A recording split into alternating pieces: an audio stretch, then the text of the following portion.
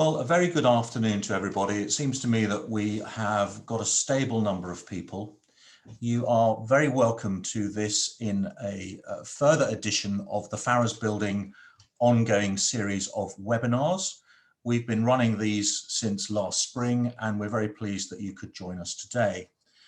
We, of course, are hoping that in future months, one or two of these in various guises will return to being in person.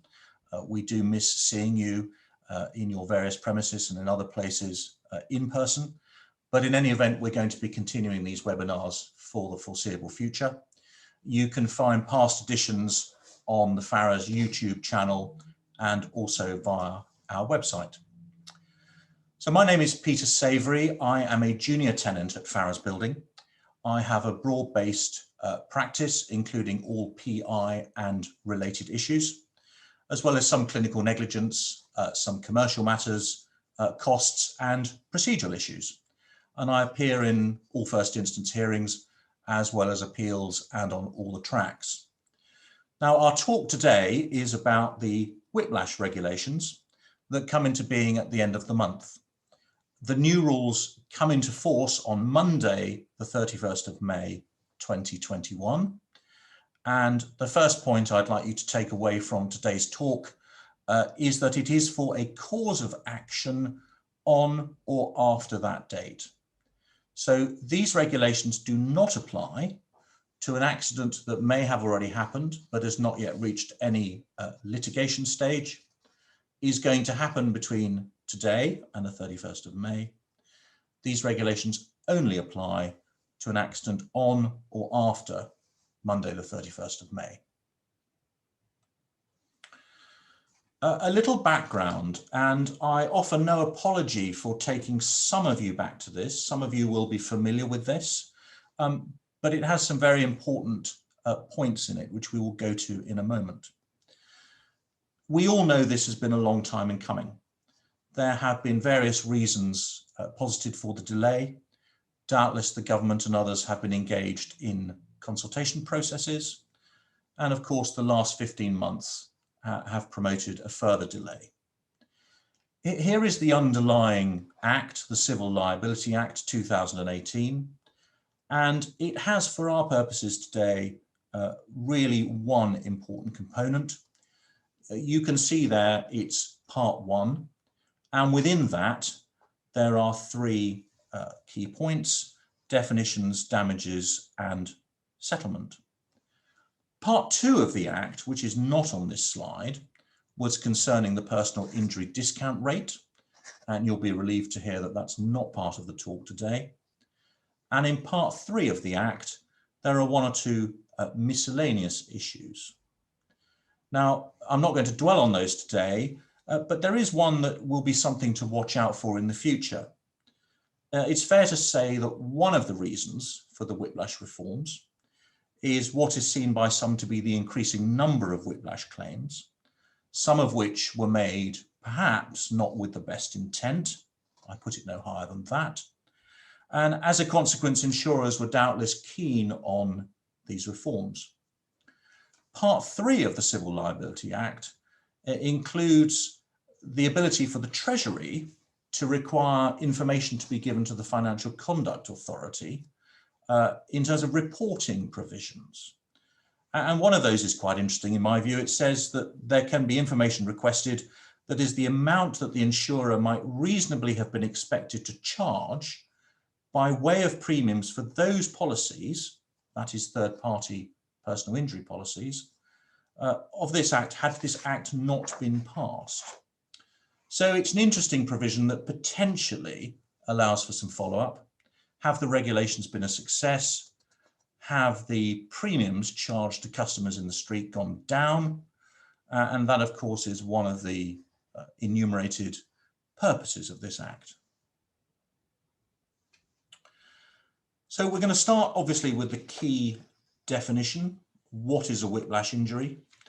Now, in my view, this is classic drafting. 1.1, which is not on the slide, says in this part, whiplash injury means an injury of soft tissue in the neck, back or shoulder. That is of a description falling within subsection 2. but not including an injury accepted by subsection 3. So as I say, classic drafting, it's everything in 2 unless it falls into 3. We can see here that the injury is a sprain, a strain, a tear, a rupture, or a lesser damage of a muscle, tendon, or ligament in the neck, back, or shoulder, or an injury of soft tissue associated with a muscle, tendon, or ligament in the neck, back, or shoulder. And quite clearly, the injury is accepted if it's an injury of soft tissue which is in part of or connected to another injury, and the other injury is not an injury to the neck, back, or shoulder. Now, there's nothing in my view that's controversial about that definition. The neck, back, and shoulder is the usual combination. The Judicial College guidelines in the rubric for neck injuries says there's a wide range of neck injuries, many found in combination with back and shoulder problems. And by the way, whilst we think about the Judicial College guidelines, I invite you to write down this number, 7410, and we'll come back to that in a little while. Now, it's pretty obvious what is not a whiplash injury. Put simply, if you have both a whiplash injury and something else, it's not simply a whiplash injury for the purposes of the Act. There is also a provision that the Lord Chancellor may amend the definition of a whiplash injury. He or she can't do it within 3 years of this Act being passed. And in any event, the Act says it can't be amended so as to include an injury of soft tissue other than soft tissue in the neck, back, or shoulder. Slightly odd drafting, perhaps. It seems there's no intent to widen the scope, but perhaps over time, as this Act comes into play, people will realise that maybe this definition is not precise enough. It's one of my list of unknowns at the moment. Now, we've looked at what a whiplash injury is in medical terms, according to the Act, and you might think that we're home and dry. Well, sadly not. For the definition of the whiplash injury, to bring the injury and therefore the claim within this Act, we need to meet some other tests. And here is part 4, number 4 of the Act. I apologise, I've squeezed it all up slightly to get onto one slide. I hope you can read it. What we can see are the components here to bring the medical injury within this Act. A motor vehicle, other than a motorcycle, which is expressly excluded. It's the usual Road Traffic Act definition of a motorcycle. It's a driver or a passenger in the vehicle. It needs to be on a road or a public place in England and Wales. And the injury needs to be caused by negligence on the part of another party, or negligence on the part of another party and the injured party. So we can see the possibility there for split liability. There's also a provision at number 5, which says explicitly that other causes of action that may exist do not prevent the claim meeting the test at 4B. Now, it's fair to say the Act has been around for a little while. As I said earlier, I make no apology for repeating these provisions. It's very important as we approach the 31st of May to understand the basic circumstances that bring people within the scope of this Act. Now, here we begin with the consequences, if you will, of falling within section 1, the definition of the whiplash injury that we've looked at, both medically and, my word, circumstantially. We see here on the slide summarised at 3.1a, again, it's the whiplash injury and it's the driver negligence. And here we see the next gateway provision. The injury or injuries does not or is not likely to exceed 2 years. That's 24 months. And I invite you to remember the number from earlier, 7410, and again, we'll come back to that. Or, crucial point this, if the claimant failed to mitigate, had they done so, the injury would still be 2 years, 24 months or less. Now, I'm sure you will agree with me that this last provision, mitigation, has already the potential to be a matter that's capable of argument, and certainly in my view is a point of uncertainty. We've all seen medical reports that suggest physiotherapy is necessary, or a claimant is sent for, say, 6 sessions of physiotherapy by the solicitor, perhaps before they've seen a medical expert. In the first case, if they're told to get physio and they don't, that's reasonably clear. But is the medical report going to cover both scenarios? Is the medical report going to say, this is the prognosis with physio, and this is the prognosis without? And if the claimant does undertake some physiotherapy, but there are no reports available, and we've all been in that scenario where the only thing relied on is a fixed price medical report, where can one see what the evidence is of what might or might not have happened? I suggest that's a potential issue that will only come to pass in the future months as courts work out how to deal with it. Now, we also have to look at psychological injury. This is an additional issue that is put into the Act. So it provides for the Lord Chancellor to set the tariff for whiplash injury by reference to regulations, which we're going to look at in a moment. But it also provides for a whiplash injury and what are described as minor psychological injuries. Are we assisted in the Act with a definition of minor psychological injuries? No. What does one make of that? Well, the Judicial College guidelines, when one looks at orthopedic injuries, and for example, again, the neck bracket, they don't refer specifically to psychological injuries. Reference is made to impact on functioning in everyday life. And we all deal with travel anxiety and similar features set out in medical reports on a daily basis. And we invite the courts to take allowance of those. One imagines that this is what is meant by minor psychological injuries in this Act. But as I say, the definition is lacking. Paragraph 4 you see on this slide is really the enabling paragraph. It's similar to paragraph 2 earlier, and it entitles the Lord Chancellor to set the tariff. Now, what is that tariff? Some of you will have seen the figures. And at this point, we fast forward in time to the much delayed whiplash injury regulations 2021. But before we look at that in detail, it won't surprise you to know that the figures are lower than what might ordinarily be achieved using the guidelines. A point of conversation really is, does this mean that claims that do not fall within the tariff will be pulled down in value by reference to those that do fall within the tariff? So if you're making a comparison between, say, a 24-month injury within the tariff and a 30-month injury that is outside of the tariff, are the courts going to pull down that 30-month injury? We don't know. My view at the moment is not. The reason I say that is that Parliament, in enabling the regulations, in promoting the Act, has carved out very clear exclusions to the tariff. And there must have been some thought behind it that if you're not on the tariff, the guidelines should continue to apply. But as counsel attending court, one can easily imagine a submission which could be something along the lines of, were it not for, say, the duration being 28 months, this claimant would be awarded much less.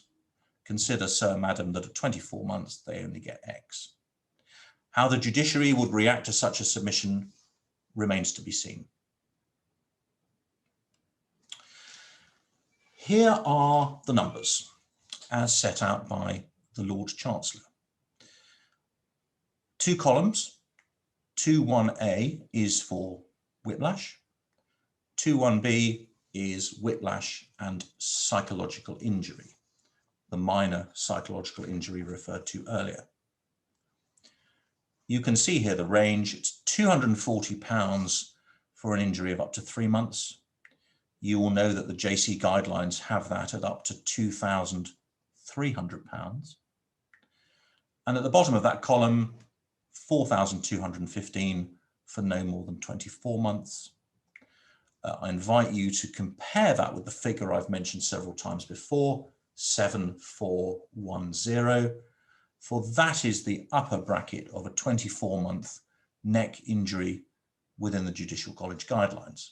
4215 in the new regulations, 7410 within the guidelines. We can also see here, by doing a little bit of subtraction, that the minor psychological injury is worth very little. It's £20 at the bottom end of the scale. We can see the difference between 240 and 260. And at the top end of the scale, it's £130, the difference between 4215 and 4345. My reading of that is it does assist me, unless anyone and experience begins to assist come June, in confirming that what is meant by minor psychological injury is in fact very minor. As I say, we're talking about £20 at one end of the bracket, 130 at the other. What you'll also note, though, is that even where there is a psychological injury, the determinative factor in duration remains the whiplash. So consider an example where a claimant has a whiplash injury of 6 months, but they have a medical report that says they had psychological issues that go on for 12 months. That would appear, on the basis of these figures, not to assist the claimant. It would appear that they are bound by the 6-month period of time. So that's all straightforward. You might think you qualify within the Act, you get a medical report for the duration, and here's the award that you can expect. We're just going to pause there and I'll mention the medical report. There's nothing untoward. The regulations set out in detail who can deliver that report. Suffice to say, for the purposes of this webinar, it's sufficient to say it's essentially a Medco report, much as within the portal now. Various regulations are set out as to how you get those reports. It's entirely the same that if the first report requires a second report, that needs to be facilitated. As I say, you might think it was all straightforward. You might think you're within the Act, you have a medical report, and you have a tariff. Not quite so. Uplift in exceptional circumstances. Now, it was provided for within the Act. I've not shown you the relevant paragraphs, and it's contained within the regulations. And what is that uplift? Well, put simply, it's an opportunity for the court to add a sum of no more than 20% to the tariff amounts. But when does it apply? Well, it applies in the case of a whiplash injury. It applies in the case of a whiplash injury with the minor psychological injury. And it also applies where there's a whiplash injury and another injury. And we'll come back to that third category shortly. Here we have the test. What is the test?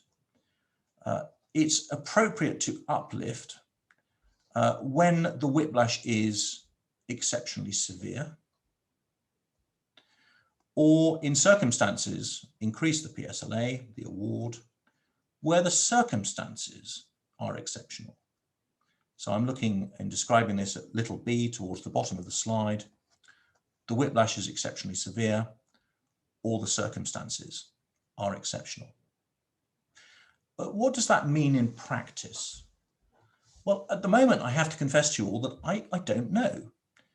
Some of the published MOJ guidance says that the amounts suggested by the Judicial College guidelines only reflect more complex cases.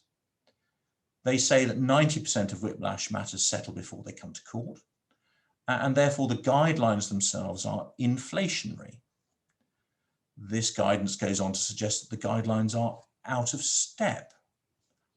But it's nevertheless said that it's important that judiciary retain a role, and the guidance makes specific reference to the discretionary uplift.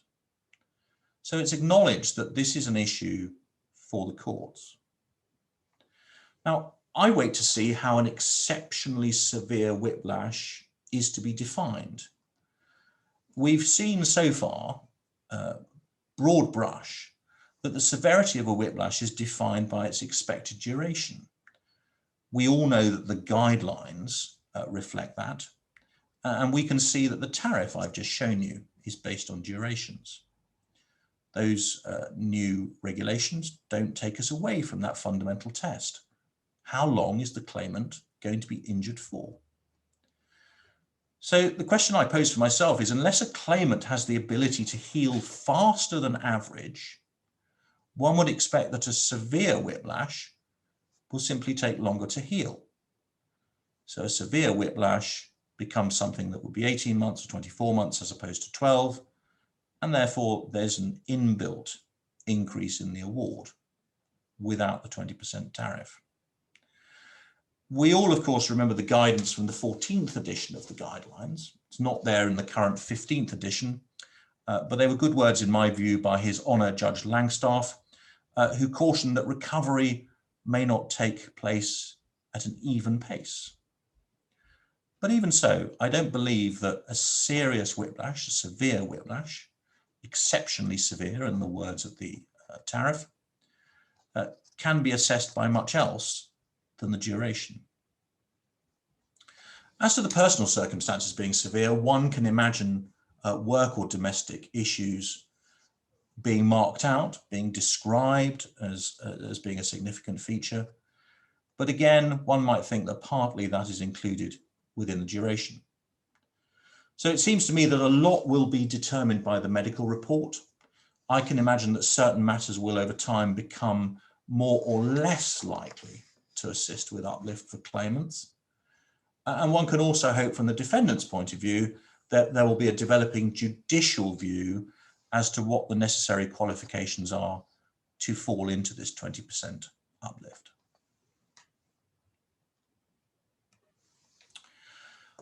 I referred earlier to three different groups of injury, as it were: whiplash, whiplash and minor psychological injuries, and a mixed injury. So here is what are described as mixed injuries. They require an assessment by using both the new tariff and the guidelines as before. I've put on the slide here mixed cases within the relevant regulations. They're called mixed tariff injuries.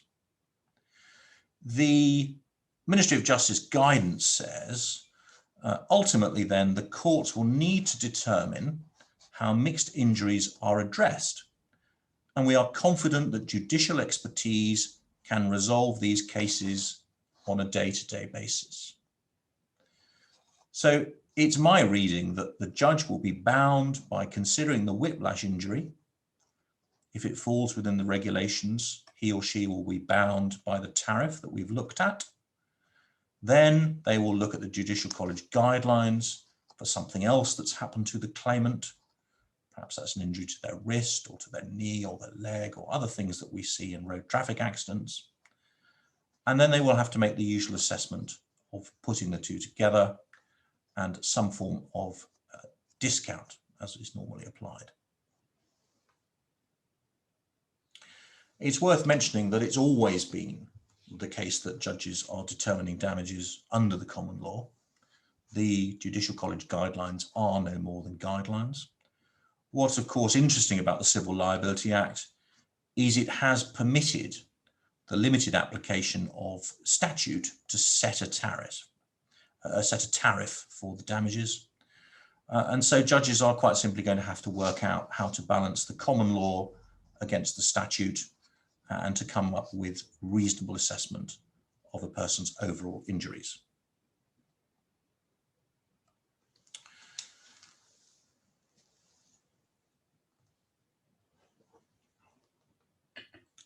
Now, alongside the Act and the regulations bringing in the tariff, we've also seen some changes to allocation, Part 26 of the CPR. And it's mainly in relation to the small claims track limit. It's specifically for road traffic accident cases. It comes into force on the 31st of May 2021, road traffic accidents on or after that date. And It's not for EL or PL cases yet. I should just say that a claim made against an employer for breach of health and safety, albeit which involves a road accident, doesn't count as an RTA for the purposes of this change. It's an important distinction that is made within the rules. So the PI limit, currently £1,000 within a small claim overall value of £10,000, is increased for this particular provision to £5,000. But as I said, there's no overall increase to the £10,000 limit for the PSA and the special damages combined. And then what we can see is there's a long list of people to whom this doesn't apply. Motorcyclists, pillion or sidecar passengers, cyclists, pedestrians, horse riders, people in mobility scooters. So we can perhaps imagine that all of those are vulnerable persons when they're out and about. And then some more technical difficulties: undischarged bankrupts, personal representatives of deceased persons. Also doesn't apply for claims on behalf of or against someone who's died, claims against drivers of foreign registered vehicles, and claims not for whiplash by children or protected parties. So do remember, change to the small claims track, but no change for non-RTA cases. So we've now got a subset of Part 27. You fall into a different Part 27 if you've got an RTA case that falls within the tariff.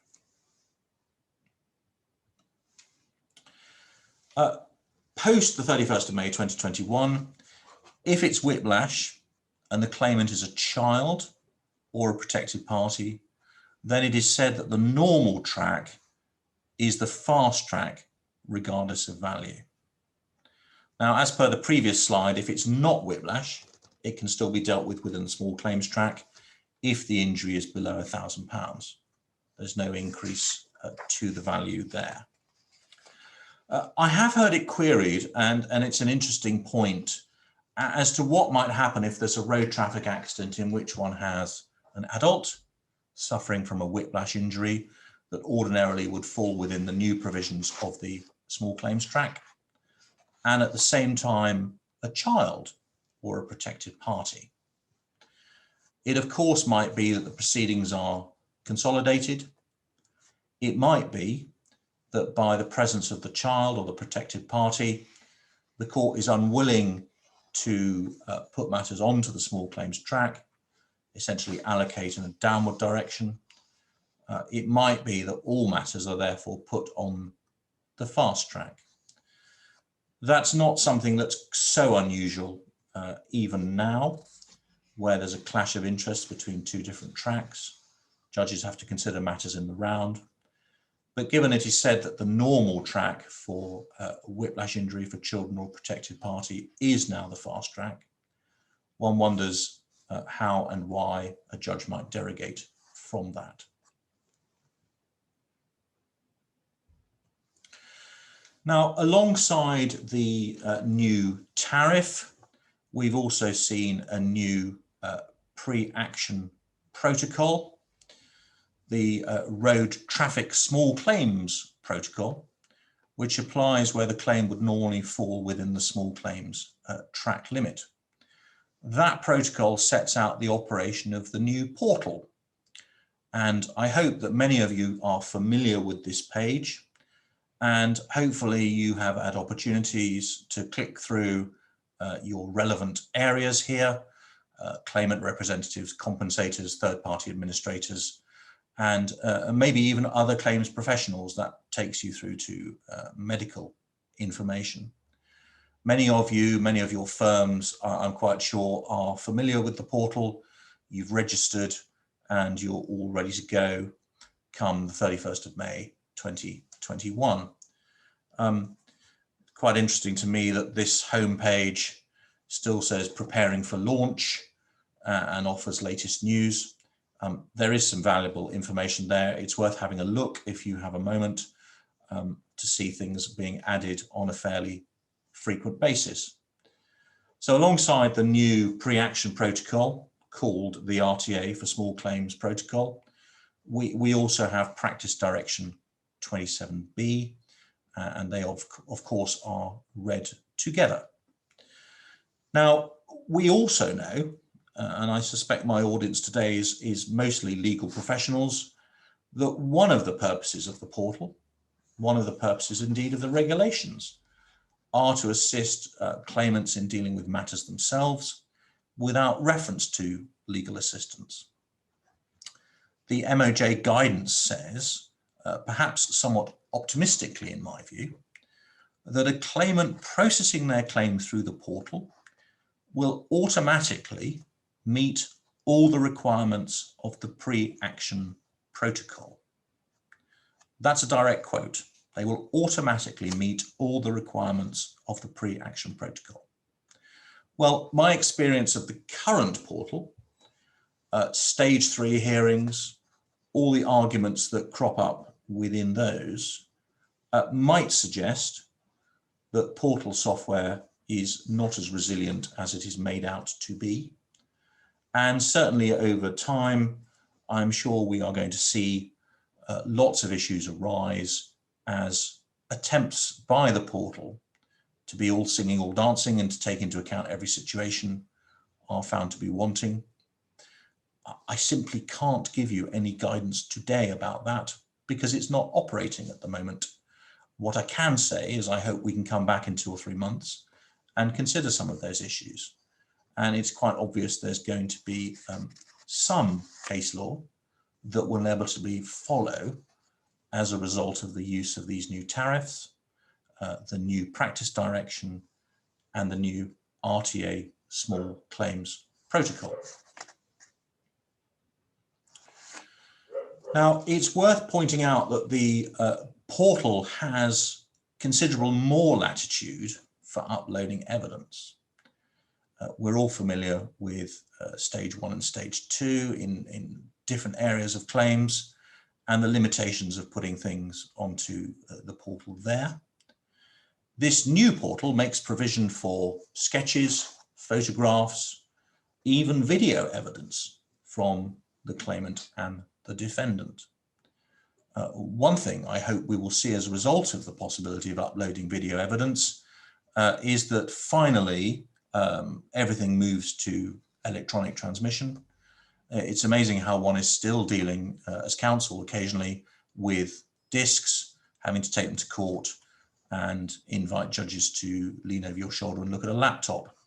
So hopefully if everything is electronic, video evidence in particular and photographs will be uploaded by both claimant and defendant.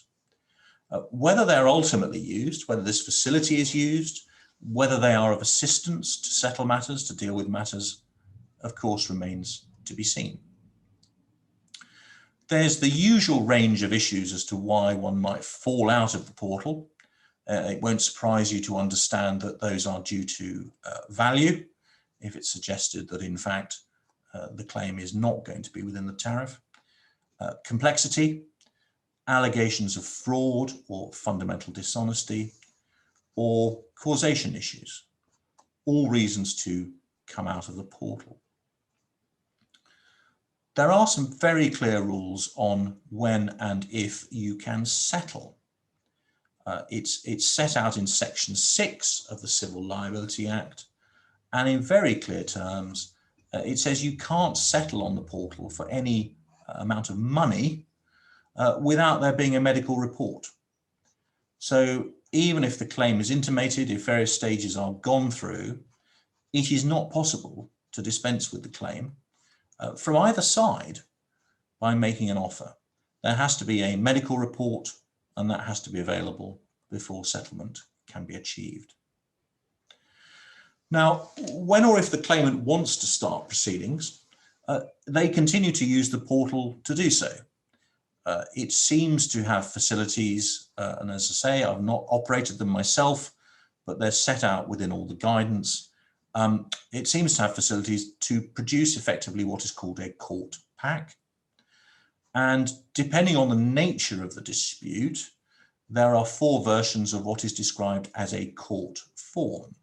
So, for example, if liability is completely in dispute, there's one form. If liability has been admitted, but it's a dispute as to the damages, there's another form. There are 4 versions of that form.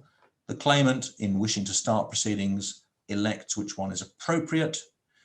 They set it all up within the portal, but then they need to send it all to the CCMCC. Now, there are no pleadings as such that one can see. So a slight difference from launching a claim outside of the existing protocols. And lastly, a quick look at costs. There's limited defendant cost recovery, remains the same really as the small claims track.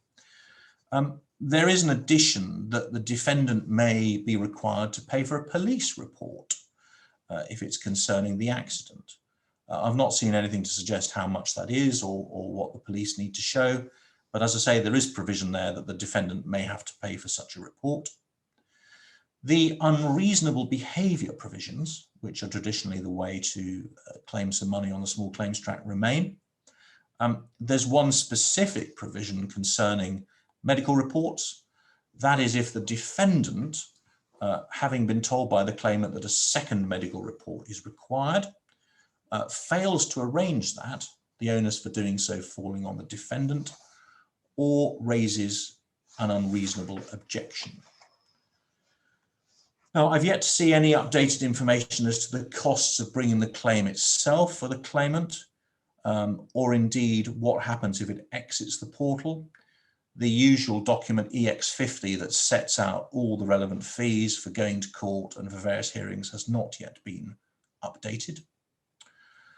As to falling out of the protocol, well, new costs rules 4529M and N put the matter into fixed costs as if it had started under the RTA protocol, and where the claimant has exited unreasonably or not complied with the protocol, they may recover no more than costs as if it had continued under Part 27B, that is the new Part 27.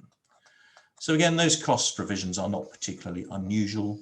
They mirror things that we are all used to dealing with. Now, before I leave you, I thought it would be worth prompting a discussion about this, which is the question of whether the new tariff is fair. I have no remit at all to say whether it's fair or not, and I have no doubt that many, many people, consultative partners, some of whom may be attending today, and minds, frankly, many, many times more superior than mine, have been through it from top to bottom. In considering the tariff going forward, it's presumably hoped for that simplicity and ease of use will assist. That is doubtless one of the Ministry of Justice's intent behind it, as well as, one hopes, a saving of costs for insurance companies with a passing on of those savings to their customers. I would just like to pose a few points to you. Self-evidently, it's only for road traffic accidents. Consider this: a van driver with a 6-month whiplash injury from an RTA would get one figure.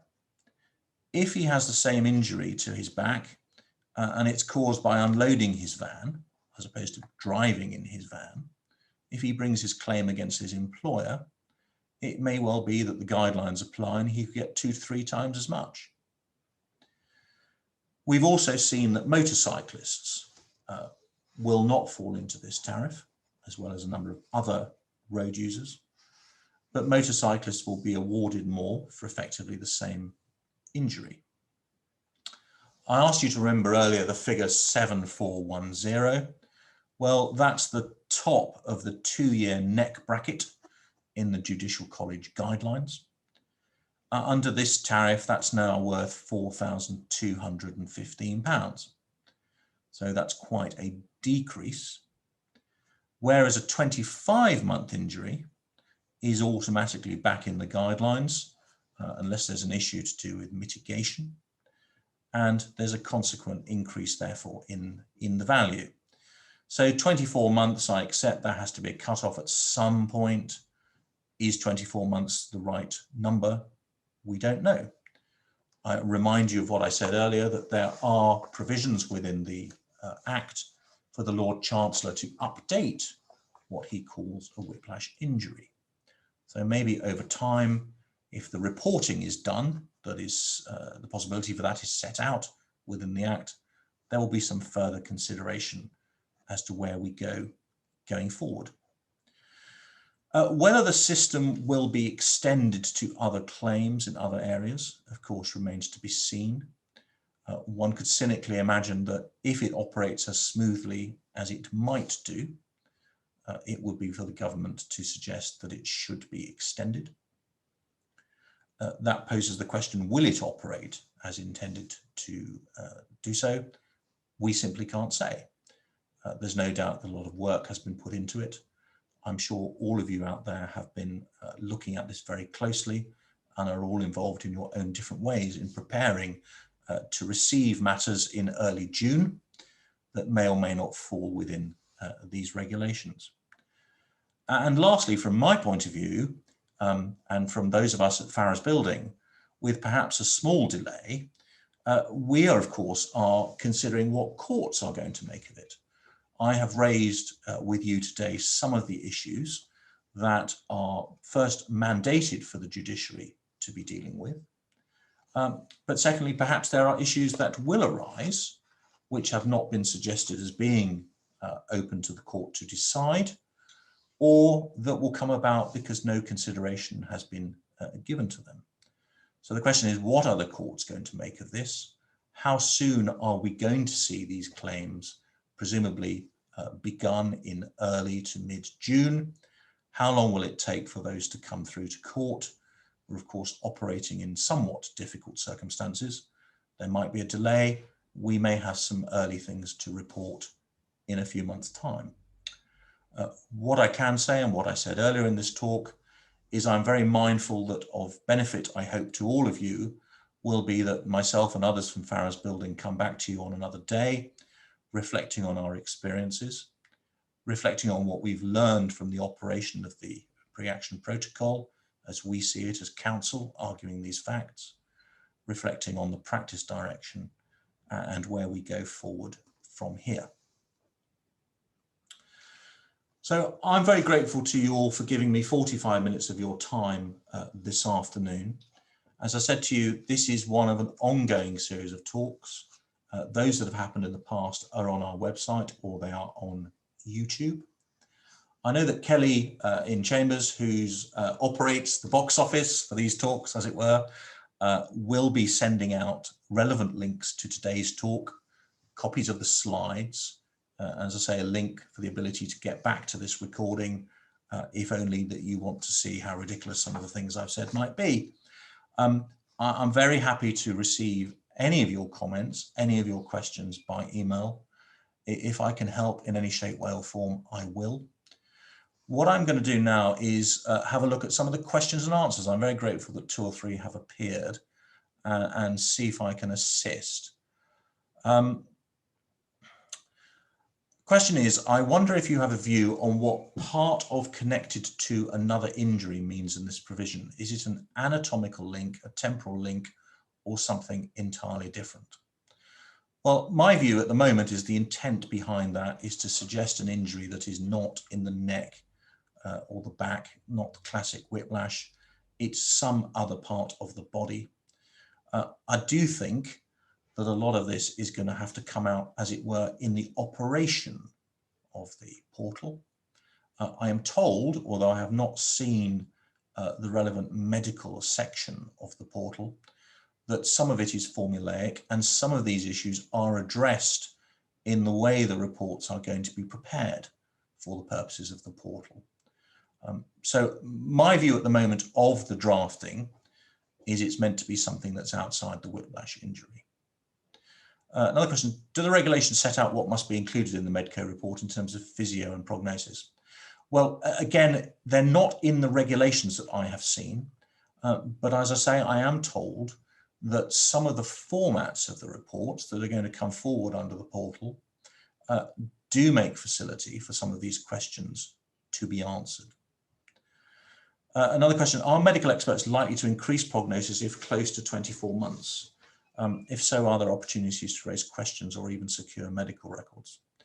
To answer the second part of that first, I don't know what the portal allows for in terms of securing further medical records. As to the medical experts likely to increase the prognosis if close to 24 months, well, one hopes that the answer is that the medical expert will always give an honest prognosis. That is, after all, their duty to the court. And their issue is what is the medical condition of the claimant. In my view, they should not be swayed as to the mechanics of whether one is or is not within the portal, the mechanics of the operation of a tariff, and the amount of money that a claimant should be awarded. Are they likely to increase the prognosis if close to 24 months? I can't say. I very much hope not. As I say, I very much hope that the duty to the court overrides everything. And if a medical expert thinks the prognosis is 23 months, it will be 23 months. What do you think the impact will be in the legal profession for both claimant and defendant firms? How will practices change? I'm going to very honestly answer that question and say, I simply don't know. I think the expectation of the government is there will be some uptick in claimants being able to deal with matters without reference to the legal profession. I simply don't know how likely that is. We all know how difficult it is for litigants in person currently. Whether or not access to computers and the portal allows people to sit at home and think, I've been injured, I can deal with this all entirely, I just don't know. It might be that the legal profession needs to adopt and change their models of operation. That might be how they deal with claimants, how they deal with defendants, indeed what they are able to charge and secure by way of fees. But my answer today is I just don't know. I'm not aware of any approaches yet that have made significant changes. Of course, if that does change, it's something we could include in a future webinar. I hope that's all of assistance. Those are the questions that have come in. I'm very grateful to those of you that did ping me a message. If something occurs to you post this, then do send me something further by email. I'm told by Kelly that our next upcoming webinar is something on the Occupiers Liability Act, difficulties with that. I don't have a date to share with you, but I'm quite sure in due course that will all come to your attention. So it remains for me only to thank you that at 5:20 on a Tuesday, you've kindly spent the last 50 minutes with me. I hope this has been of assistance, and I hope I can see you on a future occasion. Thank you all very much. Good evening to you.